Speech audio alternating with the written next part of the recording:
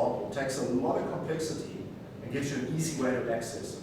And those are the opportunities you have to access, but you always have to look at the underlying investments. And those principles don't change. And that's critical just to go into, into the next decade with still having the information and understanding that businesses still provide solutions. Even if they're high-tech solutions, they still provide practical solutions that the market can understand. Well, we spoke earlier around one of the reasons people lose money is they do crisis investments. Whatever, the rand slides or they panic and they do something. And you explained very eloquently yesterday your journey of, you started thinking, even now you mentioned, you started thinking 2013, 2014 that you wanted to invest overseas. Sorry, not invest overseas, but possibly you would live overseas. And in that journey you started investing sort of overseas, etc., that then enabled you the freedom to make the choices you want. Would you mind just talking through that a little bit so that it's going to be understood? I think Garth can talk a little bit more about the crisis emotion. You can talk that. So, I talked about my life plan and how we put my money to work to create the life. So part of it was, how do I studentize cash? How do I still keep on living in South Africa, make some dollar income? And one of the things I did was, I wasn't invested in wealth migrate in the global structure. I'm one of the early investors. But I also started investing in the real estate, that medical wine deal that they were talking about. I put a significant investment into that deal, and then a couple of others since then. And that deal was amazing. Over the last 5 years, I think we got close to 10% in dollar terms. So if I put $1 million in there, I earned 100,000 income for the year, which I just kept there. They're busy selling it now, so I'll still get another, my capital plus close to 40% out. So it was an amazing investment, but the money, the cash I made, so I invested cash flow, it allowed me to now move to America and be able to not work for a year and a half and find my feet and decide what I want to do while I'm understanding the nuances of the market and the nuances of where we live. So I think if I didn't start thinking 5 years ago, and now that the first returns are starting to pay out, I can reinvest and make sure that I don't have to work 20 hours a day and be employed or employee there, but that I can have means. So what I do now is I look at what's my income I want, so what do I need to invest to be able to afford that income, and that means I then have the freedom to make the choices that I can make that's good for me and my family. Awesome. And Garth, you spoke a bit about EB5 and how that going to do the crisis investing. Okay, yeah, that's perfect. The typical behavior that we all understand and know is that if you talk to any investment guru, Warren Buffett, and you read the snowball effect, or you read, Ben Carlson's Wealth and Common Sense, all the rules of investing are there.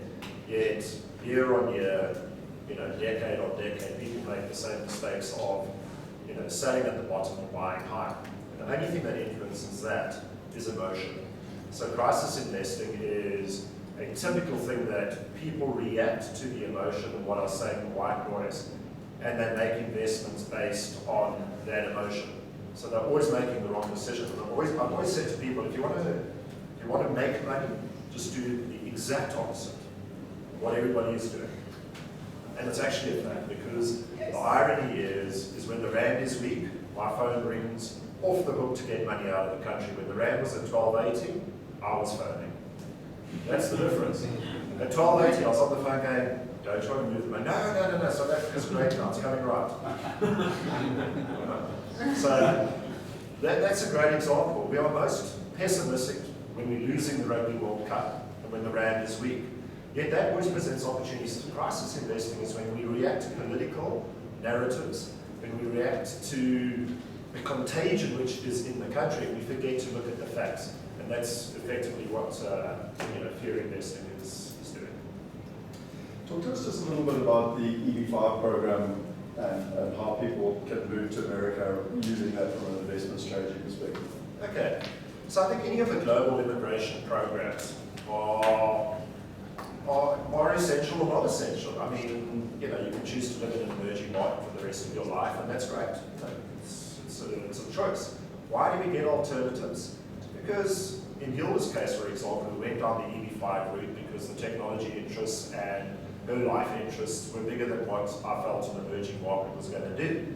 And in assessing that, we started that program very early, and that brought about the EB5 program. The EB5 program is very simple.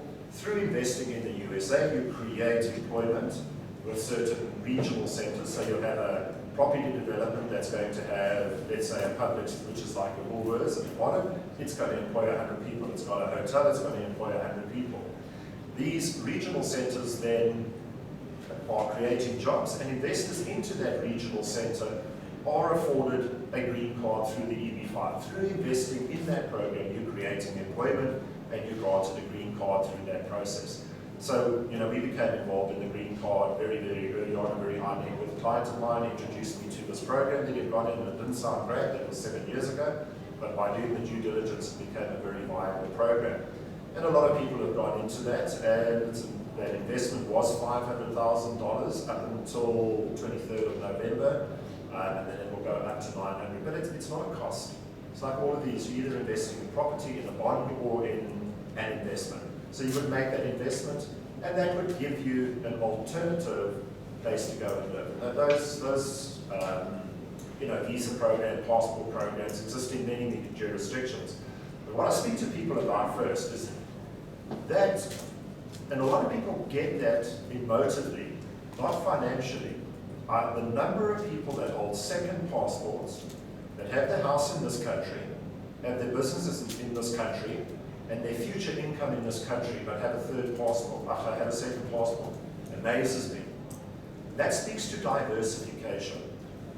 The last thing to leave should be you, because the global economy is much bigger by 99.4%, 99.5% than South Africa. So the logic is that if my house is here, if my job is here, if my business is here, my income is here, surely I should access the other 99% of the world with my money first. And there's a classic example of fear-based decision making. If you understand diversification, if you understand the world of investment, the very pertinent thing that Scott said is that not all asset classes perform at the same time. The emerging market, due to the commodity crunch, South Africa, Australia, which is also a commodities market, and emerging markets have been hammered. They can only get hammered so far. Yet our money is here, and we have a third part. Your money should be diversifying into the world and understanding this asset class relationship. Not all asset classes perform equally, but neither do all emerging markets. If you compare South Africa to China, there's a lot of levers that China can pull. So that's why I say I'm not anti-South African. I think South Africa is a fantastic country. But you need to understand it's the apostrophe S on the bricks. Okay. If I want to invest in emerging markets, and I believe that developed market overperformance is now swinging to emerging markets, I've got to look at it and say, how much does my father-in-law sitting in Switzerland invest in South Africa? That's how you've got to think globally. Don't react to fear, react to decision-making and diversification of logic. And I would just add to that, your money and where you live doesn't need to be in the same place in the world sense. So just because I chose America doesn't mean it's the only place. Once you have your life criteria, you might find that it might be a completely different place that works for you. Sorry, Hilda and Garth, how does your tax portion work? Let's say we do the EB5. We've got an offshore investment tied up.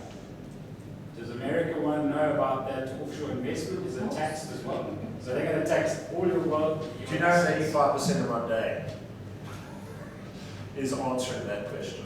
Yeah. Okay, so I can give you the exact number of days and everything. Come and chat to me afterwards because it's a long, boring answer. But the real answer is the world has moved towards worldwide income. Okay?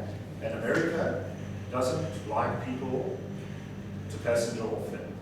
If you have a green card, you are obligated to report to America on all of your worldwide assets. Only if you are a tax resident are you obligated to pay on all of your worldwide. Only until you move in and you are a tax resident do do you pay in the US? So your DTA, which is the double taxation agreement, will protect you. But the 183 days tax residency is all to do with that. So you've got to report that pay on the US. Yeah, so that worldwide. So the country you spend the majority, the country you spend the majority of your time in, which is defined by the 183, there's another equation over 5 years, so I can give it to you, is where you are tax resident and where you will pay your income. And that's the common reporting standard that's coming on worldwide tax reporting. There's no hiding. But it's not that terrible. God said something yesterday which I quite enjoyed. He said you could live in the sun and let your money live in the shade. That I can't take credit for, because that comes from a good mate of mine who went through a real crisis, and he was a Rhodesian, and it's actually a Rhodesian saying, you know, you live in the sun and keep your money in the shade. So they had a similar crisis. The next one. So I want to open it up to the floor. Just before I do, one of the things that Hilda and I discussed back in Austin in February was one of the things that I believe is the greatest asset within our community within our company is our community. And one thing that we've tried to do every year for the last 5 years is actually get together and have a weekend where, you know, like you said, you're coming up, you're with like-minded people, you're meeting people from amazing places. And normally, actually, and some of you have actually been involved in them already, it's just been a get-together and a chat and how can we do it. And Hilda and I were debating how could we add more value? How could we really, rather than just to get together and a bit of fun, how can we actually, you know, have significant value? And that's where, you know, I challenged Hilda, I think, probably, to say, listen, with all your experience and wisdom, and I think God says it, you know, very well, Hilda's very humble in this space, but actually has achieved amazing success.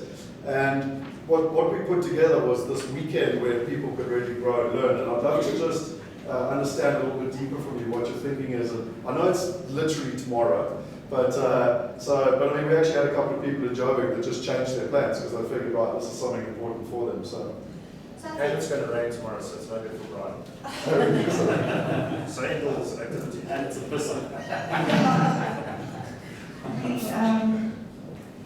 Based on our discussion, so as we're preparing, and as I'm preparing for the next decade, the conversations was, you know, as part of where's what my going, where's my business is going in the next decade, and how do I prepare the CEOs, is Scott asked me to then can we not create this community, and for me, is where I believe it's going is, and I sort of adapted the Japan Society 5.0, we've got some slides on it, into a Life 5.0, where our life is going to go to the next level next year, where Life 4.0 was more everybody wanted freedom of choice, freedom to live and work wherever they want to work, but that created almost a disconnect and you know, the digital nomads and a disconnect and a lack of community where people felt lonely.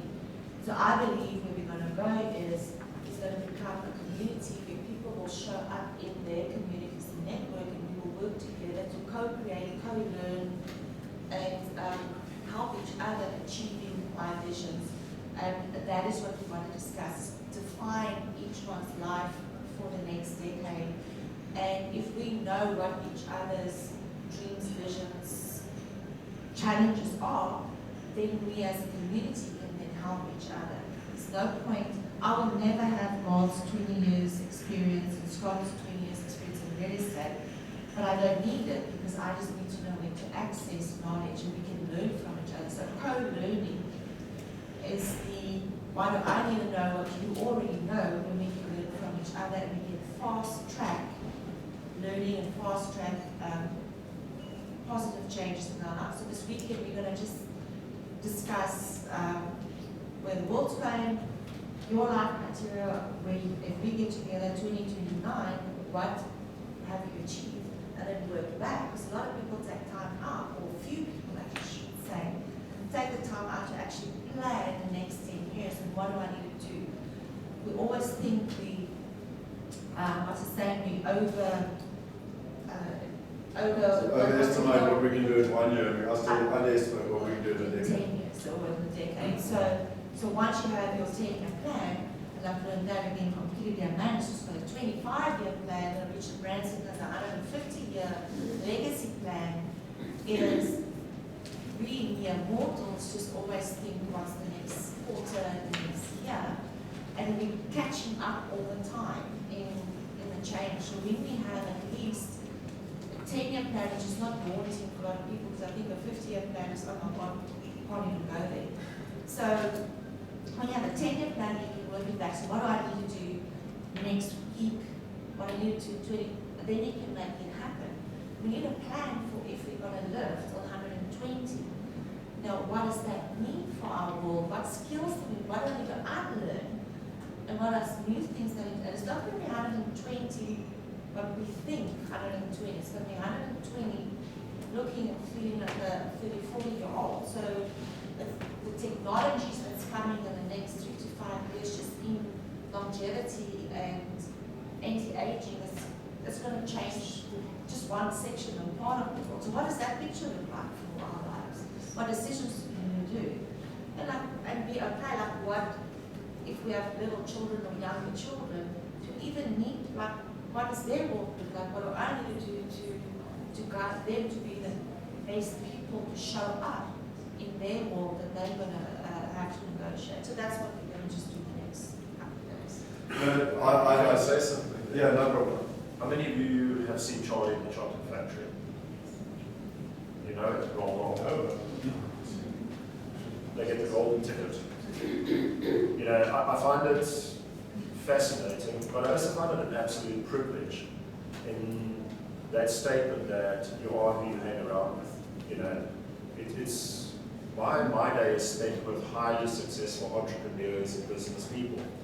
The influence and the habits of those people is quite remarkable because it becomes ingrained into you because you're exposed to it over and over again. And it's a real opportunity. You know, I think Hilda undersells herself and underestimates what she's actually achieved, and we were discussing it on the way here this morning. But I always say, if you can get access to these people that have done it, that have built global communities, that have been involved in the process, it's 10 times more valuable than anything else you can do. So it's a golden ticket, I think, to spend time with Hilda and to understand these technologies. And to give you an example of the privilege I have of these people, I mean, Hilda sits on our advisory board, and it's wonderful to have people like Hilda go, okay, well, I don't have to actually try to understand fintech and all of this, you know, incredibly complex healthcare, robotics and that, because I've got the community. And to be part of a community like this, being on the last day of this thing is fantastic. So I just think, you know, be very careful to pass up a golden ticket to the chocolate factory. So, it's nearly time for tea break, but are there any questions that anyone wants to ask, basically, just in terms of anything that we've discussed? Yeah, Jenny? Hilda, why don't you give us a rundown? You were very much a self-made woman. You had to go through the whole business process. When you were making those financial investment decisions, what were the things that caught you in fear, that trapped you from making things? And where did you see glimmers of light that you thought, okay, I feel confident investing? I understand you have partners that guided you, but you at the end of the day had to make that decision. Okay, the trust for me was, so when you create your money and when you get to what do I do with whatever I created, it's a very different skill set. And I needed to very quickly get a crash course in what are these new skills that I needed to know. I luckily have a lot of coaches that can get me through it and mentors, and you know, God's one of those. The fear thing is who to trust, because people will come and they know you have funds. People came out of the woodwork trying to tell me how amazing they were and whatever. And it was selling to me why. And then, so I've, over the last couple of years, been put together a team. My accountant told me things we need to speak with Canio and Gartner's partners, and they never pushed, they were never selling. They were saying, like, until you know what to do, nothing, that we can help you create it. And that because they were pushing me to make any decisions and give me the time to build the trust. So you need to almost blindly saying it and trust but verify, but you need to be able to have a really trust relationship with the people that's going to help you. I have been since, because I'm very clear of my journey and so I'm going to be, my number is 105 years old, but I might change it to longer. A very clear journey of my 50 to 105 years, and the team, and I'm going looking for who's the best people. So I don't have an insurance advisor that works, the accountant, the CPA, that all work together and they actually talk to each other and they challenge each other. But hey, if you do this, it's not in line with her vision or her manifesto. They actually check each of my trustees, not in my trustees meetings, to make sure that these decisions on investing, that they understand. So it's a whole team that then works together. So it's not just one person that's making all the decisions. I sign off on decisions, but when it goes to trustees involved and accountants, pretty much by the time you sign off, it's, you can pretty much say that it's been matched through what's good. And sometimes I can say, this is amazing. And then they point it out and like how I could have made mistakes. So your team is really there to protect. As an entrepreneur, you need people to protect you against yourself. Because we always see the upside, we see the big picture, or I do, and you don't always see the detail and what can go wrong.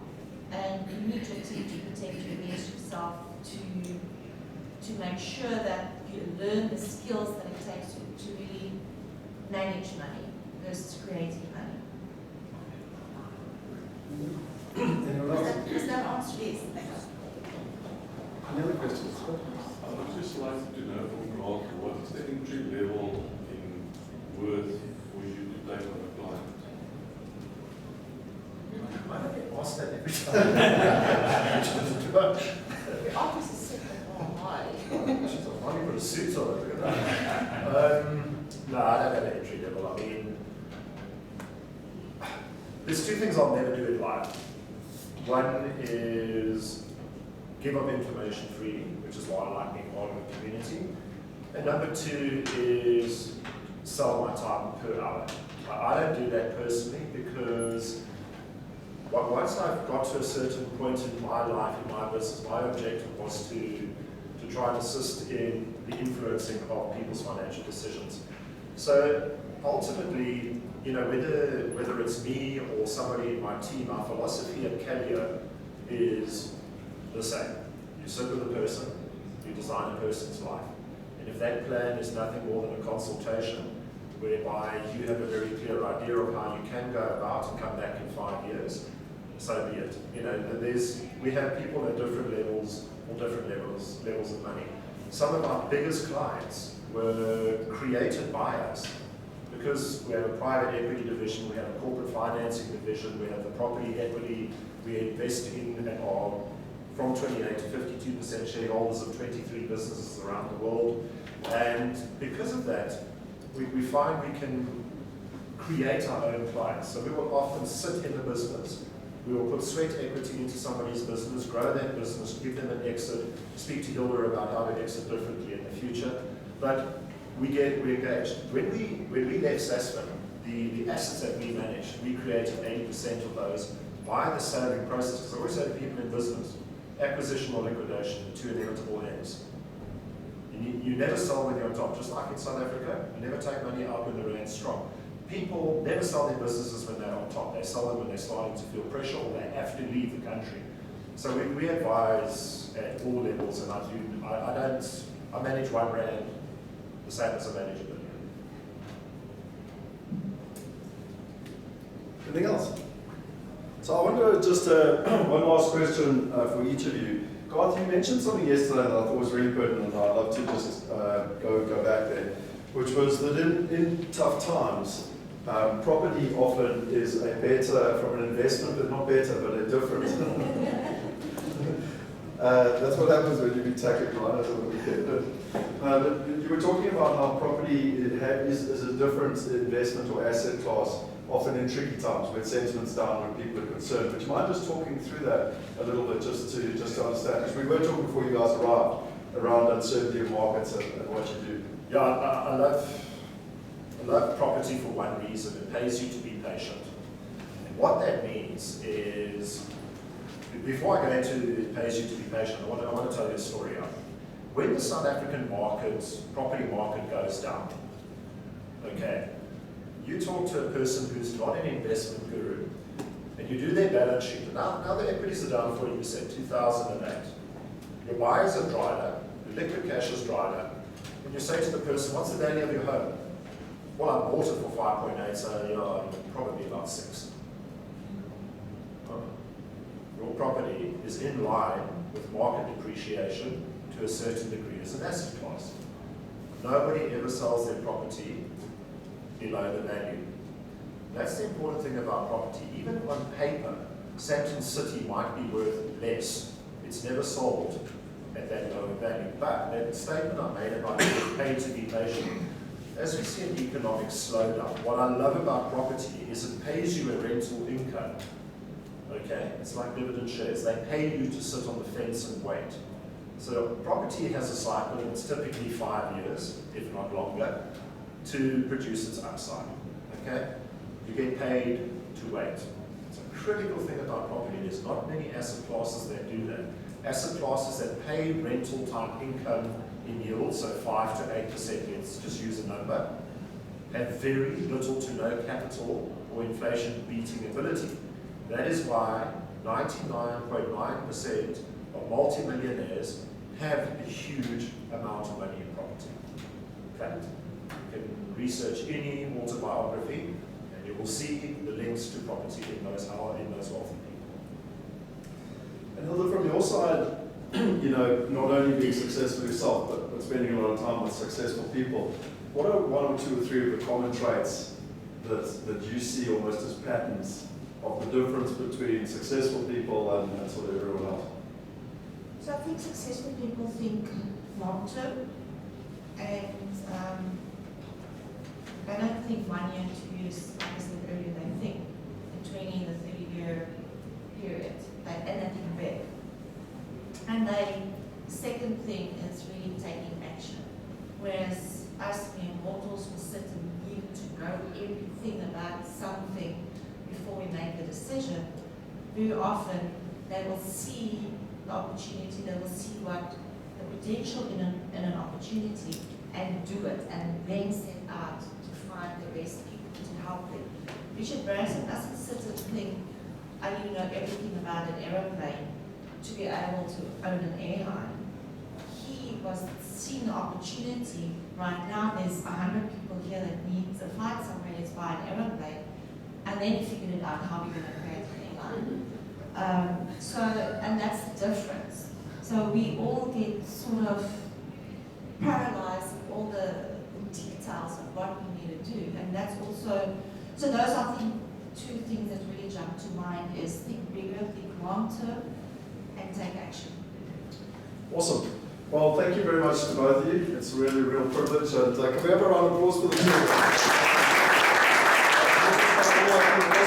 Come all the way from Johannesburg. It's a long sentence. And it's harder than I am.